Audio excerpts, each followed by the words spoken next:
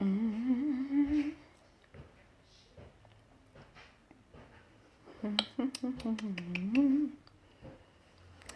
Kira underscore love and life. How are you?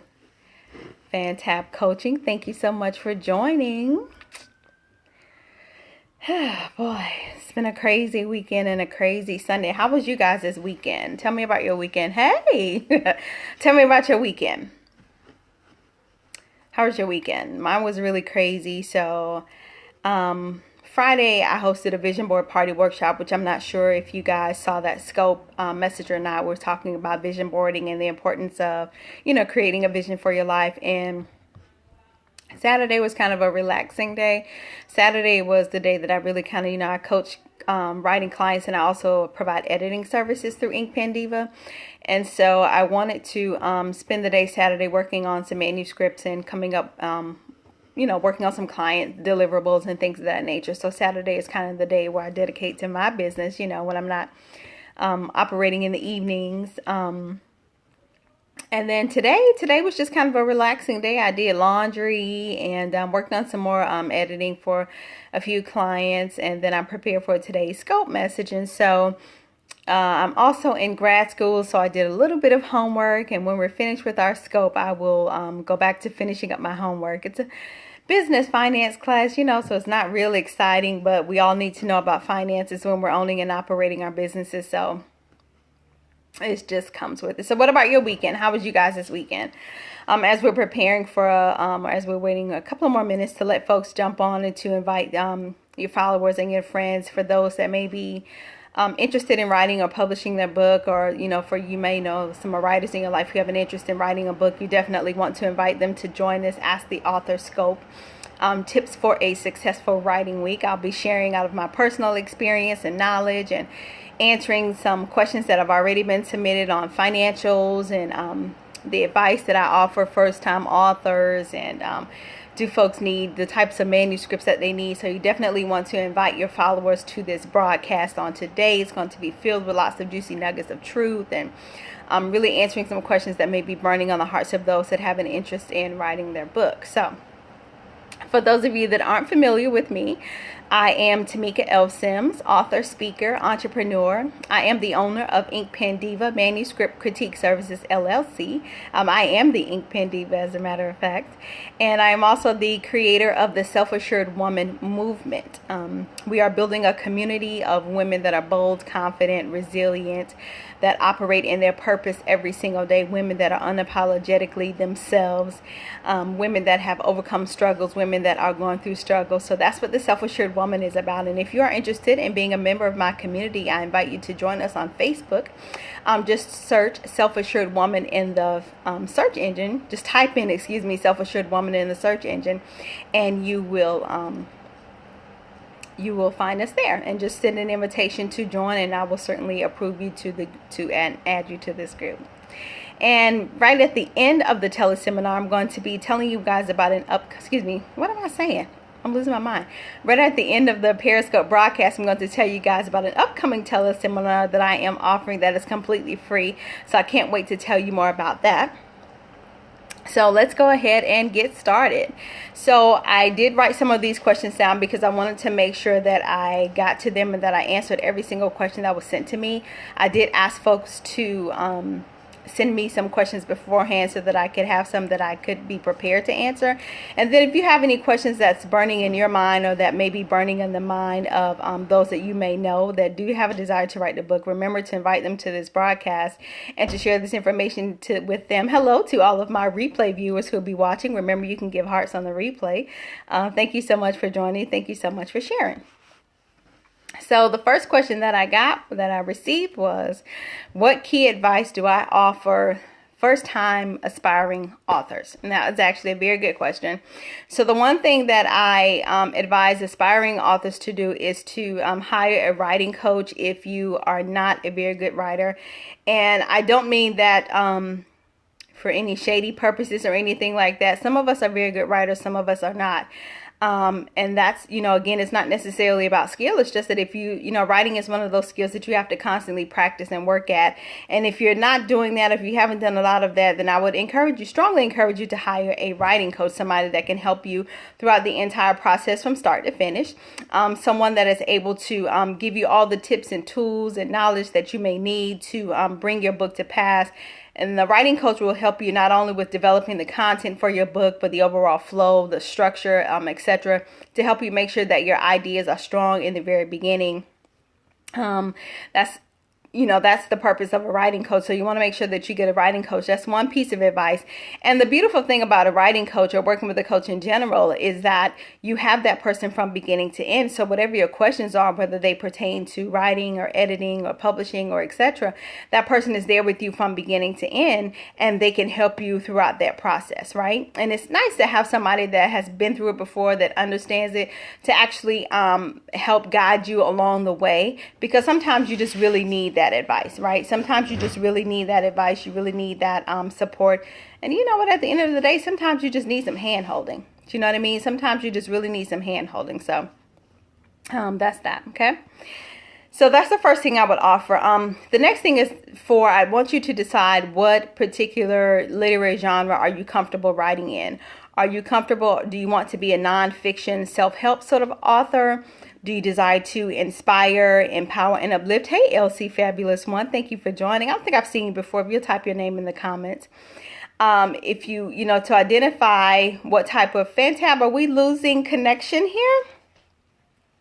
I'm sure we are. Maybe we are. Could be my signal. But make sure that you identify the type of writer that you want to be. Most people in these days and times, self-help is a big deal. Motivational, inspirational, empowerment works are great. So we do want to make sure that we identify the type of writer that we are. Maybe you have a love for youth and young adult fiction, and you really have a message for that particular age group, or you want to create a series like the Twilight series.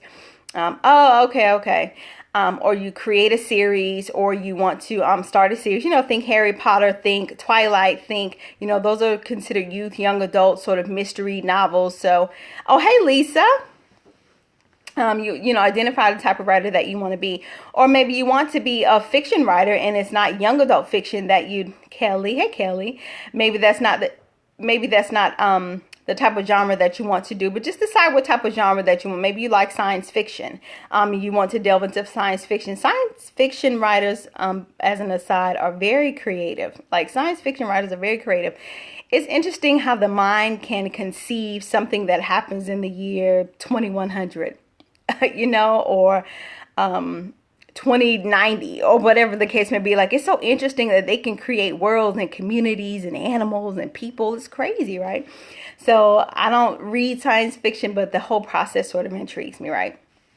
So that's my next tip, is to really identify the type of writer that you want to be. And then I encourage you, I'm still giving advice for first-time authors, for those of you that are they scared?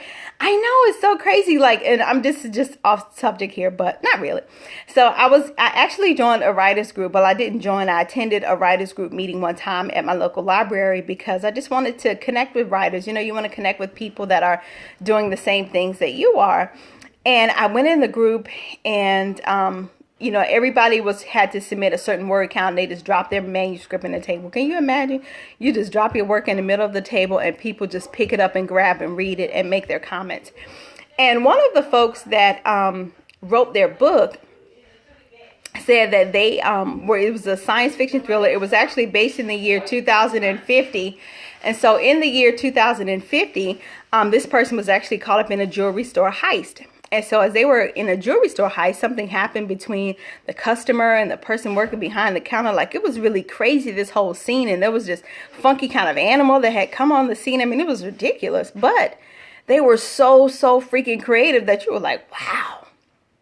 Now, some of the language I thought could have been a bit more progressive, since the story was based in the future. But, I guess everything kind of happens and exists in the writer's mind, right? So you just kind of went with it. But it was really interesting how they were able to create such a significant story and piece with, I think it was 500 words, maybe 500 to 1,000 words. So it was really, really interesting. So that's some of the key advice that I have for aspiring writers and authors. The other thing is that really making sure that at the end of the day you are committing yourself to getting the work done. You are committing yourself to writing. Lots of people like to edit their stories if they're not an editor. Lots of writers like to self-edit their work. Please don't self-edit your work. Hey, Shanika. Please don't self-edit your work. Make sure that you hire a professional editor. There are various types and various levels of editing, so do your research. Like, that's another key point that I want to share with first-time authors, is to definitely do your research and to identify which type of books. Hey, Uniquely Me 5, thank you for joining. Make sure that you're identifying the types of editing that you need. And so we're talking about proofreading, excuse me, is one form of editing. The next is more content editing. That person is really kind of looking at your content and, making sure that everything flows. And then there's the developmental and substantive editor, which is the kind that I am. And I'm the person that actually does a line by line read and edit of your manuscript. And so if you have never gone through the editing process before, let me describe it to you as it was described to me by Nikki Woods. And if you don't know who Nikki Woods is, Kelly, I'm going to answer that question in a second. That's an excellent question. So if you don't know who Nikki Woods is, please follow her on her social media. She's the person that I look up to the most. Go about writing an anthology. Okay, I see your question. Remind me if I don't get back to your question about that, because I'm actually working on one now. So that's excellent. And then I do a line-by-line edit of a person's novel. And so I'm going through, I'm making suggestions for changes. I'm telling you to give me more detail or less detail. Or I'm telling you that you need to cut this out, that you don't. I do too. I absolutely love her. Can you believe I talked with her on the phone like a couple of weeks ago? Like, she actually gave me her number. That's like, still blows my mind. But and so, that's the type of editor that I am. Now, the thing about going through the editing process is that if you've never been through it before, hey, Tamara, if you've never been through the editing process before, it's really like somebody calling your baby ugly. When somebody calls your baby ugly, it feels like you've been ripped open from the inside, that all of your vulnerabilities are exposed and you're literally at the mercy of this other person. That's what the editing process is like. Right? If it's a really good, no, she's not actually. No, she's not. If somebody's a really good editor, they're going to pull that stuff out of you, right? And it's going to be so very uncomfortable. Nobody wants I'm serious. It's like somebody calling your baby ugly. Nobody wants to hear that. And people don't like to have their work corrected. But the key to having a very successful book, we all want that Amazon bestseller. We want our book to reach #1 on the New York Times bestseller. We want somebody from the Washington Post. We want the USA Today polls. We want our books to be #1 on those charts. The way for our books to be #1 is to have proper editing. Right, and that's what they say, Kelly. They're like, my baby ain't ugly. I don't like this. I don't like that. And I said, fine. At the end of the day, it's your creative work, and your book should be the best representation of you. And so I asked them, is this the best representation of you? You do the self-check. You look in the mirror. You don't have to take my word for it, So, and somebody asked me, was it you, LC Fabulous One, about self-editing? Self-editing is very, very hard not to do, right? So it's like you have to make a conscious decision to not touch your work. The writer's responsibility is to what? What's the writer's responsibility? That baby's not ugly. That baby's beautiful. And she's going to be prettier once we're finished with it, right? But, oh, awesome. We can connect offline. But the way to not self-edit your book is to make sure that you focus on writing, right? When you focus on writing, nothing else happens, right? Though you guys are excellent responses. The way to not self-edit your book is to write. The writer's primary responsibility is to write. It's not to edit. It's not to check punctuation. It's not to check spelling. And I know, I'm a writer too. So we're subconscious. We're conscious about those things. We'll sometimes go back and reread a sentence and say, oh, okay, I missed the E on the T, on the. I missed the E or whatever, or my letters are transposed. So we do that, but don't get so caught up in editing, because 2 or 3 hours have gone by. You've not increased your word count. You've not met your writing goals for today. So it does take a conscious effort Oh, no, I haven't answered that yet, Tamara. So it does take a conscious effort to not self-edit. And I actually tell writers that come to me, like, please don't edit your work. It's very important for me to get a real raw understanding of your writing style and how you write and how you think creatively. I can't do that if you don't give it to me in its rawest form. And I hope that makes sense to the person that asked the question about self-editing. So make sure that when you're moving on to hiring a writing coach, etc. Oh my gosh, Kelly, that is the most difficult thing in the world. And that's really why we need editors, because we write like we talk all the time. We write like we talk all the time. And so the key is to remember that you're not writing your book for yourself. You're not writing a book for yourself. You're not writing a book for your friends and your family. You're writing your book for your target reading audience, whomever that may be for you. Okay. And you have to understand that when you're writing and when you're using language, everybody has to be able to understand it. Not just you, not just your community, not just your culture, right? Because sometimes we'll use slang because it's, I'm African American, of course. So sometimes I know, I know. So sometimes we'll use slang because, we're black people and maybe our audience, our primary audience is African American people. So we're using words that we know that they can understand. And no, and I have to tell people, you're not writing to all black people. Like when you write books because you want to read your message to reach the world. And in order for your message to reach the world, that means that it's going to have to be written in a language that everybody can understand. Everybody may not understand what the word BAE means, right? BAE is so popular. We got 10,000 acronyms for BAE. And then next year, we're not even going to remember what BAE means or what it stood for, or who even said it, because we'll be on to the next slang word. See, that's the detriment in using slang words in your writing. So I just tell people, stay away from that. If I see it, I'm marking it out. No questions asked. I don't care what you say. Okay. So, anthology. Somebody asked me a question about an anthology. So I'm working on an anthology right now. I'm actually the editor for it. Anthologies are really, you want to decide what your subject matter is, or what's going to be the theme of your overall book, right? Once you decide what the theme is going to be for your overall book, then it's time to do some sort of mass appeal, whether you are creating a Facebook ad campaign or some sort of social media campaign, or sending emails out to your list to let them know that you are working on this anthology, that you're looking for submissions, and that folks can send you an email to receive the information about the submission process. So you decide on page length, word count. Hey, VC, you decide on page length, word count. You decide on when they need to have those submissions back to you. Another part about working on an anthology is to make sure that you hire a person that will work on the content. I think it's content. I can't think of the title, but anyway, it's something about working on the content collaboration or something like that. And so this person is actually responsible for pulling it all together. Hey, more for the eye to see. Thank you so much for joining. So as we are working on anthologies, and that's the thing, and what I've learned is that at the end of the day, the anthology, the whole creative vision for your project really sits on your shoulders. So however you decide for it to be is how it's going to be. It's very interesting with this particular anthology that some of the writers are choosing to remain original to their writing style, and that's perfectly fine. It may or may not fit into the grand scheme of the book, but as the creator of the anthology project, that's your say. And so just know that at the end of the day, you have the creative license to say yes or no to whatever that editor or content creative person is doing on your behalf. I hope that makes sense and answers your question. Anthologies, most people pay to be a part of anthologies. I've seen prices from $100 to $1,000. And, a lot of that money is paid up front. However, when you're doing your individual book signings, actually all of the money kept from the book signings is yours. It's just a significant investment in the beginning.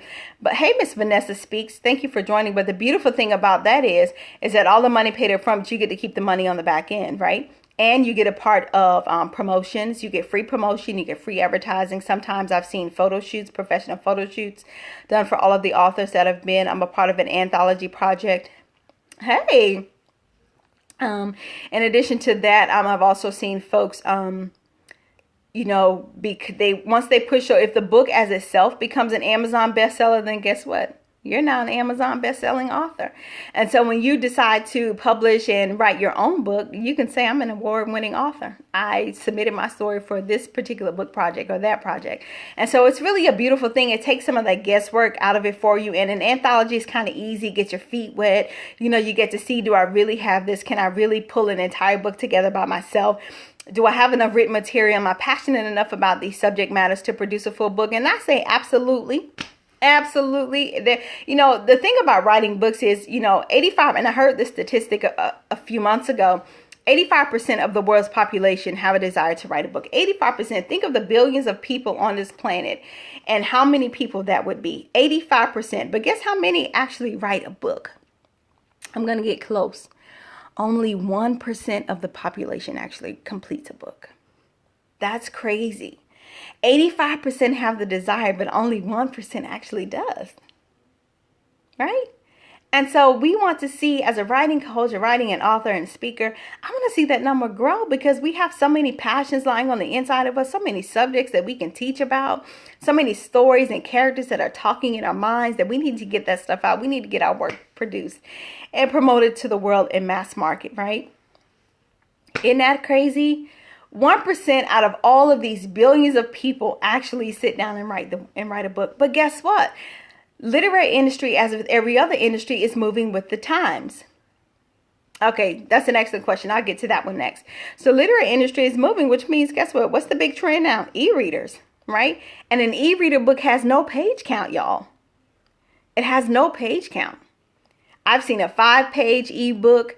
I've seen a 30-page ebook. I've seen a 200-page ebook. Like, that's all up to you. I've seen an ebook that's just been a few pages plus some sheets for like a Q&A sort of discussion at the end of it. It's completely up to you. So considering that, there's no reason why you can't write and publish that book. If you really want to be determined, you can write and publish a book before the year is out. Right? We have 45 days before 2016 comes upon us. And guess what? In 45 days, you can be a published author, promoting a book in January and making some money, setting up your pre-sales and all of that kind of stuff, right? That's what it's all about. Page count for a published book, you need at least 80 pages of written text, which is probably about 160 pages, give or take a few, if you were on Microsoft Word or whatever Word software you're going to be using, right? So, and I'm saying 80 pages because that's about what it takes to produce a spine, that has your title and your name on the side. So you need at least about 80 pages of text. So about 160. But books are not 8.5 by 11. They're 6 by 9. So that's why I'm saying give or take a few. It might not be 160 pages of text. Hey, AC. I forgot the question. What was your last? So whoever had the last question, I think maybe I answered this. So let me get back to my other questions here, and then you guys can continue to put them up there. The next question I was asked about writing a book is startup cost. Somebody wants to know what's the financial investment. That's a very good question because writing a book, as with anything else, is going to be a pretty significant financial investment for you. So that's why I always encourage people to do your research to determine especially what type of publishing package you're going to do or which publishing route you're going to take. Now, it costs you nothing to write the book. Well, hello, The Real Jay Santana. Thank you for joining. So it costs nothing to write a book, right? All it takes, it is an investment of your time, but it does not cost you any money. But it does not cost you any money. Hey guys, so we got the men in the room. Can we get some hearts on the screen for the male energy that has come into the Periscope Lounge on today? Let's get some hearts for the male energy, guys. So startup costs for writing a book, and I can only share about my personal experience. So I'm just going to tell you guys what it cost me to publish my first book. It cost me about $3,000, okay? And $3,000 was for two things. One was for the, that's right, we want to encourage the men to join our Periscopes, right? We want to encourage the men to join our broadcast. So, and that, the money that I got, the financial investment it cost me was for publishing, formatting, and also editing. So let me break down the two. I actually went through a print-on-demand company, and print-on-demand publishing options are certainly available for you. But again, it's research, research, research. You have to decide what's going to be the best option for you and what's going to be the best financial decision for yourself and your family, right? Writing a book is not, no, I didn't self-publish. I went through a print-on-demand publisher. Writing a book, I lost my train of thought. Anyway, let me go back to what I said, and maybe it'll come back to me. It's so crazy. But so my book marketing kit and book signing kit, all of that was included in my publishing package, right? And I'm talking about flyers, postcards, business cards, bookmarks. All of that was included. Signage for stores when I hosted book signings. All of that was included in my publishing package. I received 40 copies of my book. I got 10 hardcover, 30 paperback to sell or to give away or to do whatever I chose. It also included my registration with the Library of Congress. What's the difference between, okay, print and self? Okay, I'll answer that question, Tamara, after this. But postcards, bookmarks, all of that was included in my publishing package, right? So I got the highest publishing package that was offered because it took all of the guesswork out for me. You know, as a first-time author, there were many things that I was not familiar with. And so I signed on with a company who took all of the guesswork. The only thing that I had to do, which was, again, my sole responsibility, was to finish writing my book. Everything else they took care of for me. Cover design, everything. Like, I didn't have to worry about any of that. ISBN number, all of that was included. And so that was about $2,000 by itself. I received a discount because I chose the highest publishing package, right? But the next additional and significant cost that I incurred with publishing my book was editing, right? And editing is where you want to spend your money. Again, do not self-edit your book. You're going to miss stuff. You're too close to it. You've read it too much. Your friends have read it too much. You're writing it all day long. Like, take a break. Give it to somebody else. Let some fresh eyes look at it. Let somebody else take a peek at it and really pick up on the things that you may have missed. Hey, Jenny Owen. And just pay attention to those things, right? So make sure that you're spending your money on editing. And again, thinking about the 3 types that I mentioned before: developmental, content or copy editing, and proofreading, right? 3 different people, right? And depending on where you are on your story and your level of writing skills, you may need all 3 of those people. So it just really kind of depends. But you, again, work within your budget. And if you can't afford to pay somebody for services, maybe you can serve your way to them. Which print-on-demand company would I recommend? Okay, I'll answer that question. So maybe you can serve your way through them. Maybe you're a good graphics designer, so maybe you can give 10 free book covers to pay. You know, whatever you need to do to make sure that your book receives the editing. I'm just giving you an option here. I used Author House Publishing. That's the only one that I've had experience with. I've heard of others who've gone through Xlibris, and Xlibris is spelled Xlibris. Xlibris, that's one where I've heard folks have gone through. The feedback from Xlibris has been both good and bad. So again, it's about doing your research and asking folks who they've used. Amazon also has Create Space, Kindle Direct Publishing, all of which are very author friendly, very user friendly. You can upload directly to those platforms. They offer publishing packages as well. I haven't used them, but I have heard some very good feedback about them. And also BookBaby. I know we have 2 musicians that are logged on. They're very familiar with CD Baby, but CD Baby also has a division for books called BookBaby. And hi, Laria. Kisses to Laria, y'all. I absolutely love her. Make sure that you are following her. So VC said she used Create Space. So you can use those. Hey, sweetie. So you can use those options, or just do your research to determine what's going to be the best publishing option for you, right? Because all of it's really going to come down to your budget. Like I'm saying, I was a single mom at the time. I had to, you know, take care of my son and manage my household and pay mortgage, you know, so you got to be wise with your money. Don't overextend yourself. But just do your research. And if the folks offer you a publishing package or a payment plan or whatever, make sure that you invest in that. That's what you need to do. Don't overextend your finances, okay? Self-publishing versus print-on-demand publishing. Somebody else asked that question, I do believe. So self-publishing is really just as it sounds. You're publishing your book yourself. You keep those royalties and the proceeds yourself, versus with a print-on-demand company who I went through, you see very little money from those sales. In fact, I think, and I set my own prices. That's the beauty of it. You can set your own prices. But my with my print-on-demand publishing company, I probably see about $2.50, $2.75 off of every book sold. Right? So and and it takes time to build your name up. It takes time for people to see you as the expert in your field, especially those of us that desire to write nonfiction. So you have to build your name up. And the way that you build your name as once you have published your book is to develop an author's platform. And I'll have to save that for another scope, because it's just a different sort of beast and animal, but it's a great way.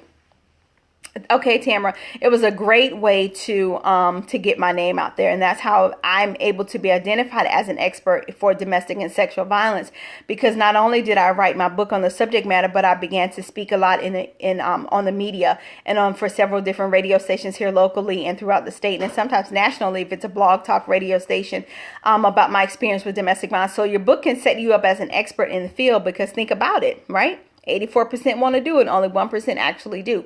So we have a small population of folks that can really say that they are experts in fields, and not necessarily because their book, because they have been identified an expert, but because they have a book, and book adds some expertise and some clout by your name. Let's just be honest.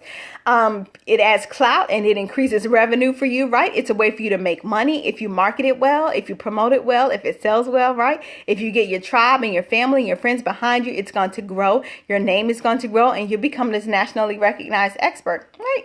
I mean, we all trying to be on Oprah, Dr. Phil, Steve Harvey show, whatever. I don't know. But I'm just saying, you got opportunities there. All right, so my book is available in 3 different formats, and you may want to think about this as well. Hey, Big Kim, brand new. Thank you so much for joining. You may want to think about this as well. So there are 3 different formats for a book. One is ebook, of course, which we've talked about that already. The next is a paperback, which is just a soft cover edition, and the next is the hardcover.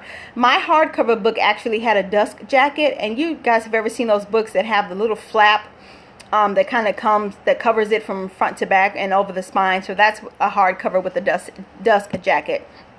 So you want to make sure that however your particular reading audience enjoys reading their books, that you have an option available for them.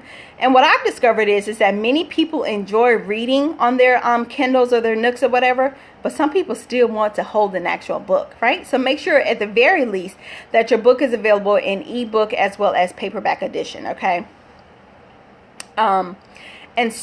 And me, I like holding physical books. I read books on my Kindle app and on the Kindle itself all day long, but I like the smell of a book, right? I'll sit in the library and I'll sniff the pages. That's a little tidbit, probably a little TMI, but I'm just being honest, right? I like the smell and the feel of an actual book in my hand and turn and flip the pages like it's crazy. But, so the next question I was asked, unless you guys have some more for this special edition of Periscope, Ask the Author, just type them in the comments and I'll try to catch them as I can. Somebody asked me, do you need to have a typed out manuscript? I am an old-fashioned writer, so I don't type on keyboard or typewriter. There's a word that you haven't heard in a long time. So I actually handwrite the majority of my manuscript until it's ready to move on to until I'm ready to put it into a finished format. I have notebooks and sticky notes, or you can voice speak into your cell phone or whatever it is that you choose to do. You have options there. So you do need to have a typed manuscript when you send it on to editing. Right. What is a typewriter? Who has a typewriter? Isn't that crazy? Right, we don't have typewriters anymore, but you're old school authors, and probably when they penned out Pride and Prejudice and all of those things, they were using typewriters. That's crazy. Still works though. I don't think I've actually seen a typewriter in probably 15 years. That's crazy. And if I've seen one, it's probably like $10,000. Who has a typewriter in my Periscope right now? Be honest, if you have a typewriter hidden in the attic or in the basement or wherever. No shame, right? No shame. We'd like to, we're all taking hands on whatever. So, but you do need to make sure that, right, government agencies, exactly. So you do need to make sure that that your manuscript is in a typed form, Microsoft Word or some sort of editable software. For your editor. Don't send your editor your manuscript in a PDF document. PDF documents are not editor friendly unless you have the full version of Adobe, and that's very expensive. So just make it easy for them and send it in a Microsoft Word document so that they can move through easily with your book. Make sure there's no funky shading or that your document is not protected or anything like that.